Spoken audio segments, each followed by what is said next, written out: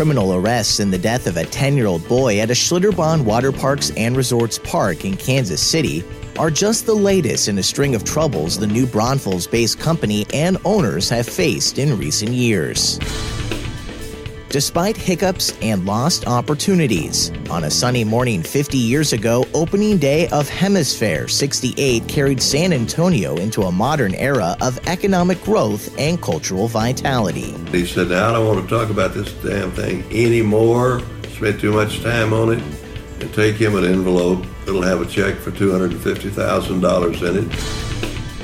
And while the playoffs are still not a certainty, powered by a bench boost from Rudy Gay, the Spurs edge closer with Sunday's 100-83 win over first-place Houston. With the Western Conference like this, you can't pick and choose. You gotta go out there every night. So, although it's good to blow a team out on national TV, we need this game no matter what.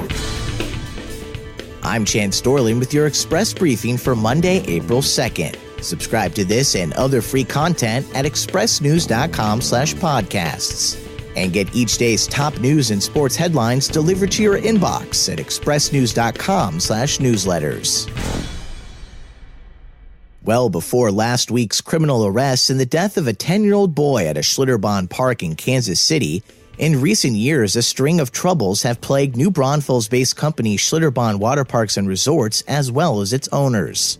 Co-owner Jeff Henry has a history of drug arrests and domestic violence accusations, with a past rift with brother and co-owner Gary Henry emerging as the water park group's founding patriarch lay on his deathbed.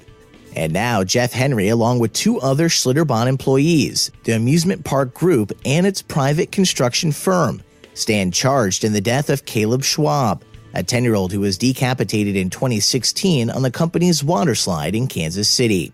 Though lacking formal education in engineering or physics, Jeff Henry was the mastermind and designer of the 17 stories high ride, certified by the Guinness Book of World Records in 2014 as the tallest water slide in the world.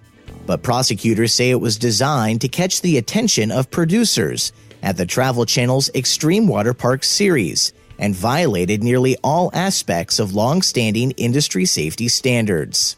Jeff Henry was jailed in Texas on Monday on an arrest warrant out of Kansas, but his lawyer says that move was unnecessary. Mr. Henry was willing to turn himself in to the authorities in Kansas, and he had made that known to them. We had met with the authorities out there, and we had told them that in the event an indictment was issued, not to waste the resources of their county or this county.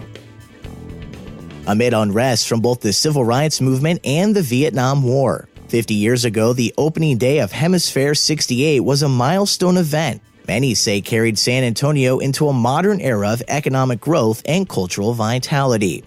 Despite many hiccups and lost opportunities, the 92-acre fairgrounds, teeming with music, public art, fountains, canals, the Swiss sky ride overhead, and the occasional whoosh of a mini monorail, opened to the public, elevating San Antonio's status from a sleepy cowtown to a diverse, progressive 20th century city, and was also the first World's Fair in the southern United States. Marking the 250th anniversary of San Antonio's founding, Hemisphere was also a springboard for expansion and commercial development of the Riverwalk, as well as acquisition of a pro basketball team that became the San Antonio Spurs, while some add that it also aided strides in racial equality. All of that took hard work and money, with the latter sometimes taking extra effort to achieve. Car dealer and billionaire B.J. Red McCombs recalls a 1966 profanity-laced phone call with Ford Motor Company President Lee Iacocca, with the Ford executive calling San Antonio a dusty little western town while only committing to $250,000 for art. Now 90 years old, McCombs says Governor John Connally and President Lyndon B. Johnson saved the fair. So I got the governor, and I said, guess what? He said, Red, would you please, for me, call Iacocca back and tell him that we appreciate the time he spent.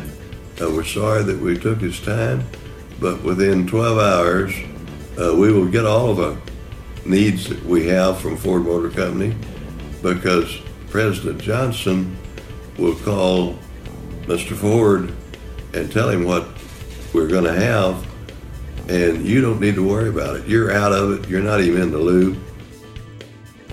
And Spurs forward Rudy Gay says every game is important as he and his team try to nail down the highest playoff seed possible following their impressive win against Houston. This is what the Spurs were hoping for when they brought in Rudy Gay. A guy who can get his own basket, help LaMarcus Aldridge and Kawhi Leonard when Kawhi comes on the court, but especially this season, helping LaMarcus Aldridge even when LaMarcus is struggling or when he has it going. They need a guy to get a basket. Rudy can give them just that. On Sunday against the Houston Rockets, he provided that and much more. Hello, everyone. It's Jabari Young here at the AT&T Center for your Express News Spurs post-game wrap. Happy Easter to you all. And it was a great Easter for the Spurs that they were able to beat the Rockets 100-83. Season low for the Houston Rockets. That's right, a season low. It's April Fool's Day, but it's not an April Fool's joke. It was a season low for the Houston Rockets. Spurs defense right now is top-notch. Get to that in a bit in the video. But you got to give props to Rudy Gay. LaMarcus Aldridge came out, did his thing. Patty Mills provided that energy that I was telling you about in the last post-game wrap. But this game, it was all about Rudy Gay. Got to the spots, especially in the post area, hitting those baseline jumpers, playing good defense. It was a play after Rudy came up with a block. He ran down the other end of the court and saw a lane. His eyes lit up, and he finished with a monster dunk. And I think that kind of set the tone for him in this game. But again, he was just good. He was very, very good off the bench. After the game, I asked Rudy, is his hops back? Is his body where he needs it to be right now, especially as the Spurs are still trying to clinch a playoff position? Yeah, I mean, my body is, feel-wise, I'm starting to feel like it myself. I think I told somebody that last game, I'm really starting to feel like myself again. You were patient and you were picking your spots, like especially in that post there. Wasn't rushing anything. Yeah, I mean, this is one of those games where, they're a team that scores. We want to play defense and try to score with them. So, Coach said that in practice, and he's been saying it all week. It's one of those teams where you got to go. Each and every one of us. It was just my day. Again, the Spurs hold the Rockets to a season-low 83 points, and that was just it was a phenomenal and probably the best win of 2018. A couple of players confirming that. 2 monster wins for the Spurs, beating the Oklahoma City Thunder, and now the Houston Rockets. Again, now they go back on the road, see if they can clinch 2 more wins, because as Pau Gasol said it best, if we go on the road and lose to the Clippers or the Lakers, then these 2 wins that we just captured, 2 big wins at home, mean absolutely nothing. We'll see if the Spurs can keep it rolling. Clippers, Lakers, back-to-back Tuesday, Wednesday, see how they do before the Portland Trailblazers come back into this building on Saturday. For all your Spurs news and notes, one-stop shop, expressnews.com. And that's your daily San Antonio Express News briefing for Monday, April 2nd. Subscribe to this and other free content at expressnews.com/podcasts. I'm Chance Dorland.